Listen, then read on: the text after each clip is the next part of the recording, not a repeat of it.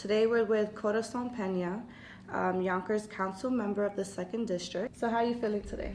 I feel great. The weather is absolutely beautiful. It's sunny, and it's a nice way to start my day with the interview with you guys. Amazing things about Corazon Pineda is she's one of the youngest elected officials in Yonkers. How does that make you feel? It makes me feel proud, and like I can be an inspiration for young individuals who are seeking to follow some of the footsteps that I've experienced. But it also is sometimes a little bit it's very committing, because it allows me to understand and feel that I'm an example for a lot of individuals, and I have to do the right thing, which is something that I obviously think about doing, but it's just now that much more important for me to do what's right and really stay true to myself. So being a young adult in a position like this, what are the types of barriers or pressures that you often feel? I think one of the constant barriers, or the most, difficult barriers, is that gaining of respect. So most of my colleagues are men, and they are much older than me. Almost my parents' age or older. So I think it's difficult to come in as I got elected at 24. Started office at 25, and really, my colleagues to be people that are that much older than me, and for them to see me as an equal. I think that's one of the biggest challenges. But every day, you work towards it. So how do you feel about women in this position and how they're treated in this position? Since we're on the topic with there's more men here than women, it's only right. Absolutely. I think that I would love for more women to run for office. I think that our elected officials should reflect our communities, and we make up more. We make a lot of the population, so it should be reciprocated. It should be in ratio to our elected officials. I think as a woman, it's also difficult because politics is a little bit of a man's world, but I think that women bring another perspective into it. They bring different viewpoints and attitudes, and I just think it's important to do our best to try to get more women in office. Right, more women, more minorities is so important for our young people to see themselves in the people who are representing them. Absolutely. If you don't identify with that person, you may feel like it's unreachable. Oh, absolutely. I think that's one of the things that helps me, is that I am able to really touch a lot of individuals who hadn't been interested in politics because the people that represented them didn't look like them. So they thought that politics was something that they weren't interested in because they couldn't relate. And then once they, began to speak to me, they realized that politics, one, is very relatable, but they were able to get to that point through a relatable person. So let's talk about the youth in politics. Why should youth be even interested in politics? I think youth, one of the main things I believe is energy. I think I bring such an energy to the city council and to the office that I hold, and I think that youth can bring that same energy into our government, into our cities and communities.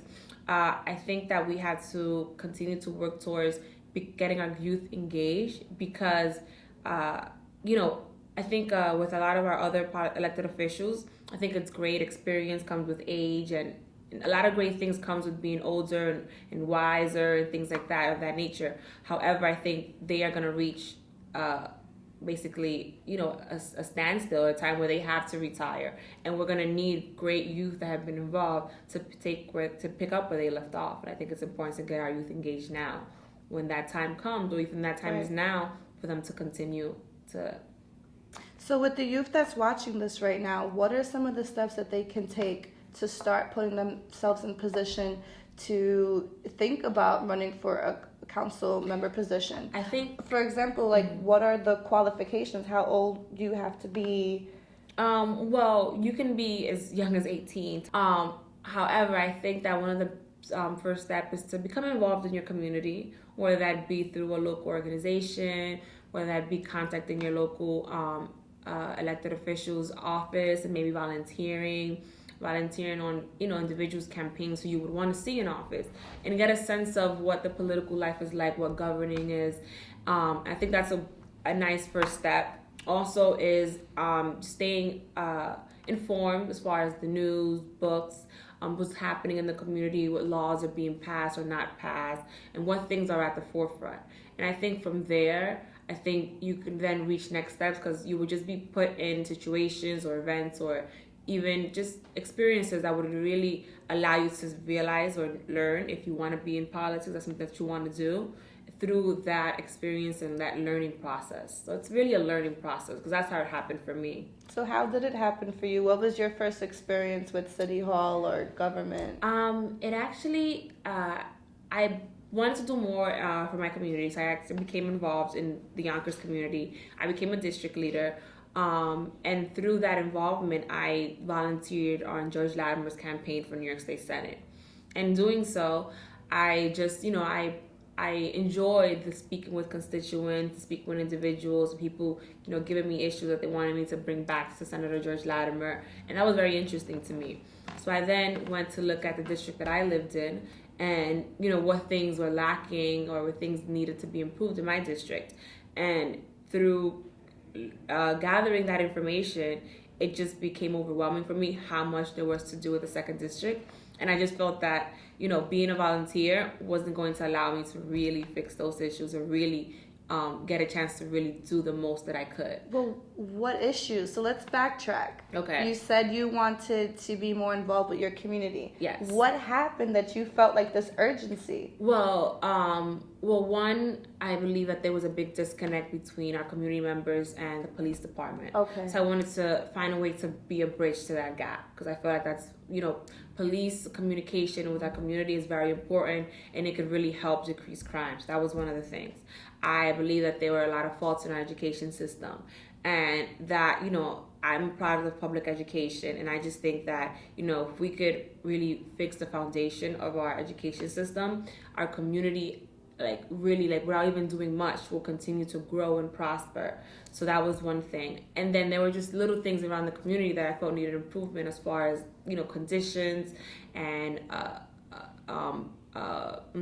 conditions and the way of life, basic things that I know that would bring up morale in the second district. So through the knowledge and the research of that, and speaking to community members, because I began also speaking to individuals and hearing what their issues were, I just felt that I could really make the difference in the second district. Where did you spend most of your time in Yonkers? Did you go to Yonkers schools? I actually did not go to Yonkers schools. I actually went to school in Manhattan. I moved to Yonkers at the age of 15 and didn't want to make that transition from, mid high school to transfer to a new high school. But for me, really, my sister went to Saunders, my cousins, they all went to Saunders. And that's how I, was learning about their education system. I mean, just through reading and things like that. So I guess my Yonkers community, you mean where was I hanging out? Yeah, really? What part of Yonkers attracts you the most? What part of Yonkers attracts me the most? Well, I love South Broadway. I think it's just such a, it's the entryway to the city of Yonkers. So I think it's I love it because it's one of the first things you see if you're coming from the Bronx and Brent Portland, right? It's one of the first things you come across, and it's such a business area. So I really do love that part of it. And I actually spent, when I was in the process of learning what the issues were, I spent a lot of the majority of the area on South Broadway, speaking with merchants and finding out some of the real struggles that they were going through.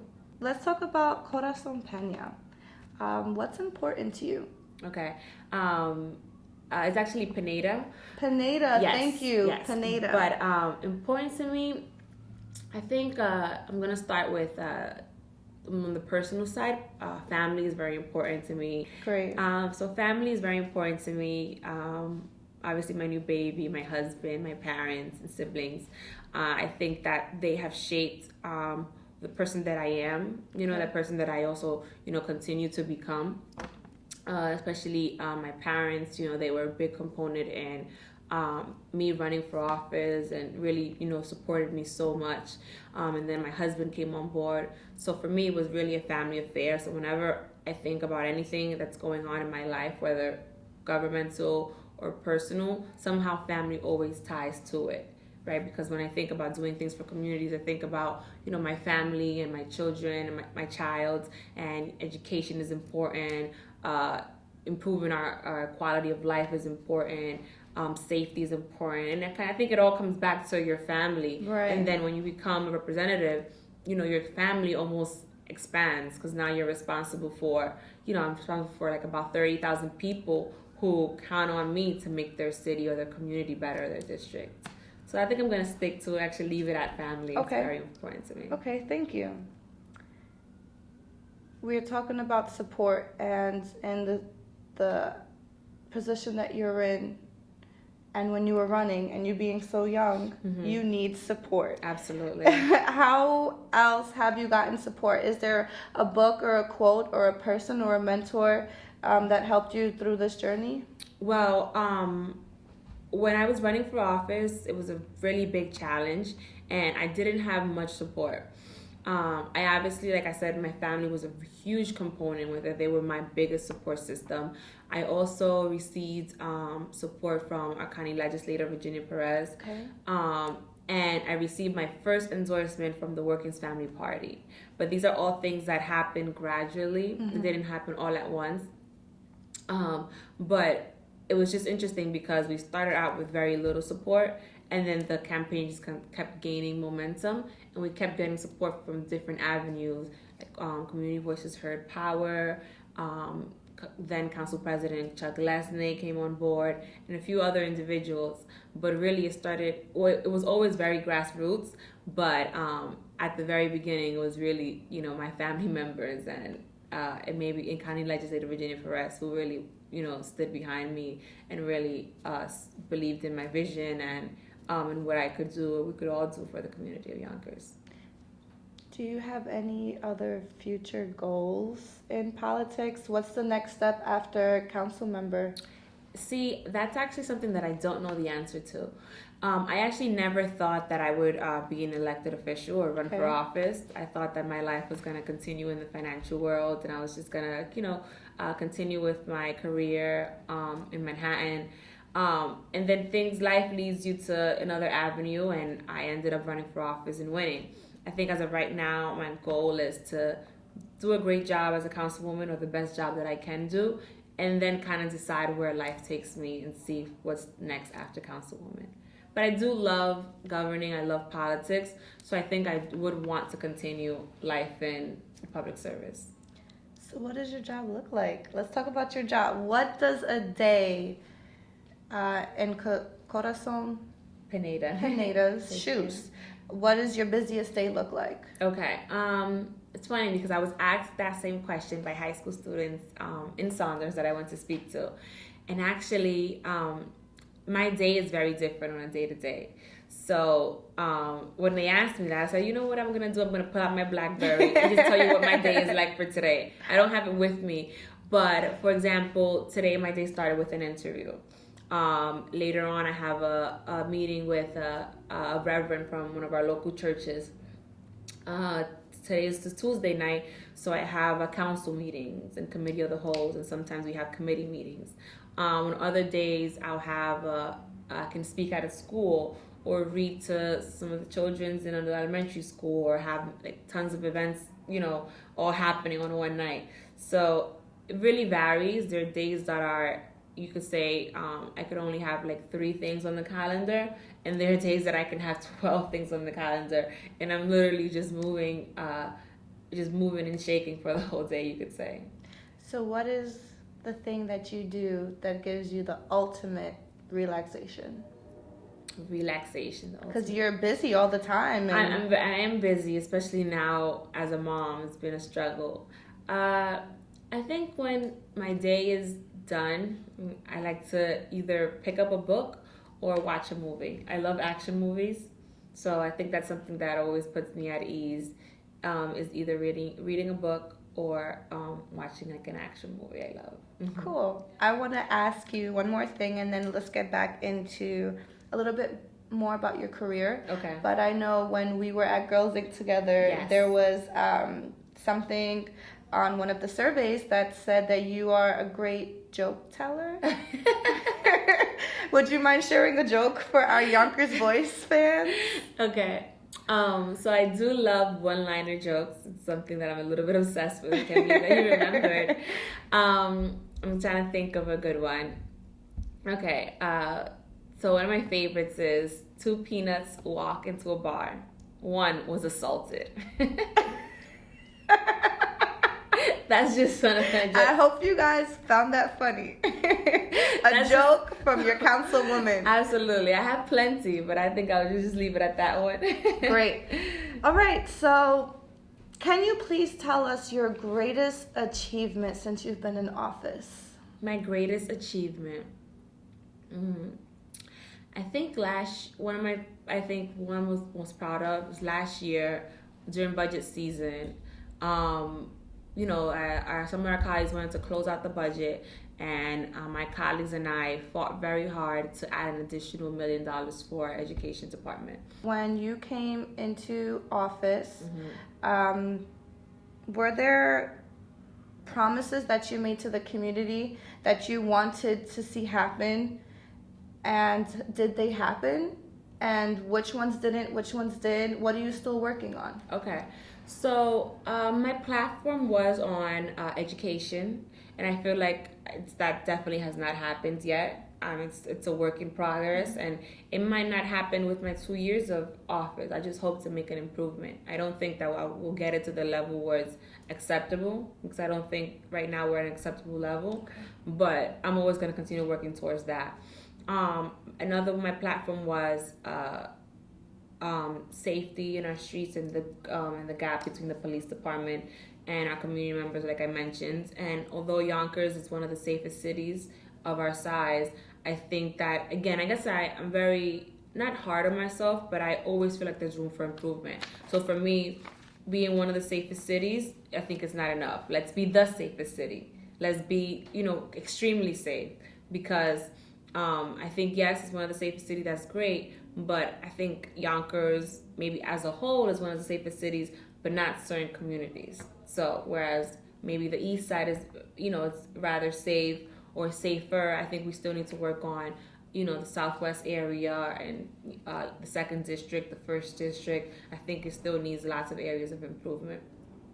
How do you feel about the Stop and Shake? I know that was created and working with the city to bridge that gap that you're talking about. I think that it is a great initiative. I think that's definitely a step in the right direction, because it's just going to bring a sense of respect, and I think it just allows people to just start thinking about other things when it comes to our law enforcement, because stop and frisk became such a really controversial and really tough time in our society with the police department, that I think Stop and Shake just really changes the conversation, and I love that.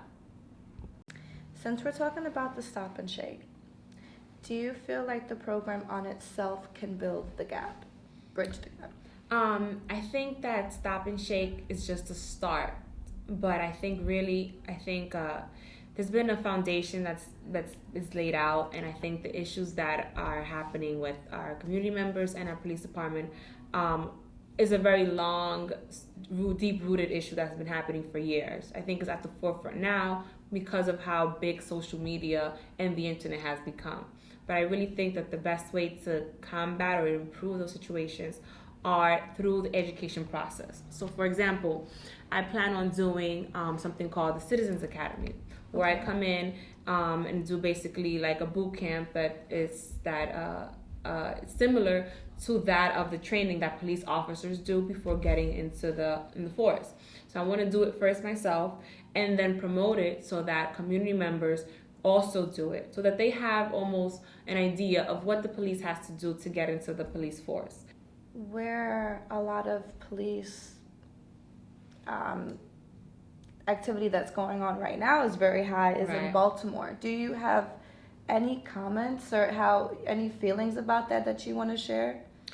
I think that, like I said, we're in a very media open society right now in universe, and I think that right now is actually a good thing, because a lot of things are coming out into the light that had not come into the light before.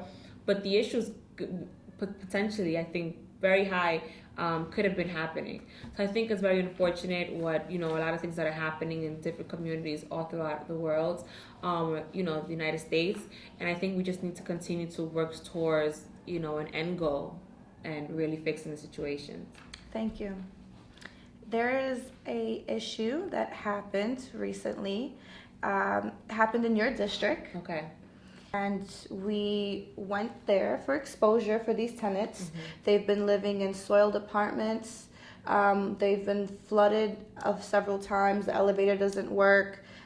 There's been some inspections going on in there. Mm-hmm. We went and we spoke with Community Voices Heard, who is helping these tenants. We have not heard back from the tenants yet to get an update from them to see where they are after working with Community Voices Heard. Mm-hmm. But I don't know if this is a building that you can visit. Can these tenants get in touch with you? What is it that you can do for St. Casimir, being that it is in your district? Well, absolutely. I actually, I'm going to give my phone number and email address so that individuals can contact me directly, and please share in further details exactly what's happening as far as their story goes. I always love to help individuals, especially when they're dealing with housing issues and tenants that are not living up to their responsibility as a tenant and building owner. I would love to actually visit the building, see the conditions, and then contact appropriate departments to find out exactly what needs to be done for those for that building.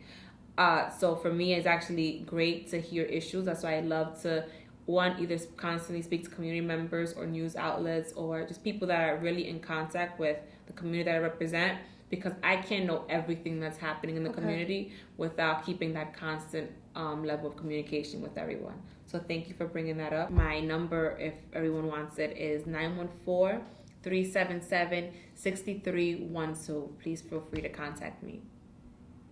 We really would like to know if there is a date you can give us for us to go there together, mm-hmm. and we can talk to these tenants for them to understand that Corazon is their second district leader. Mm-hmm. This is her job, and she wants to help you guys. I absolutely want to help, and I plan on helping. I think that the best thing for us would be to set a date down. I can't give you one off the top of my head because I don't want it to conflict with another appointment, but I think we need to visit that building as soon as possible. Yes. So if we could get it on the calendar for next week or the week after, that would be very great. And we need to, I want to first visit the building, see all the conditions, write down notes, so then bring it back to the buildings department, the inspections, maybe the mayor's office also, and really build this a great team that we can come in and really help the situations that are happening. I think it's important to help these individuals that are obviously in great need of assistance and do it the fastest and best way possible. So I think that you can count on my help, and I will continue to work with you guys and any community members that want to call my office to really fix the issue at hand. Corazon, thank you so much. 35 Casimir Street, look out for Corazon, and we're gonna come and we're gonna inspect the building and help out there. And thank you very, very, very much. Absolutely, thank you. It's a pleasure speaking with you today. Thank you.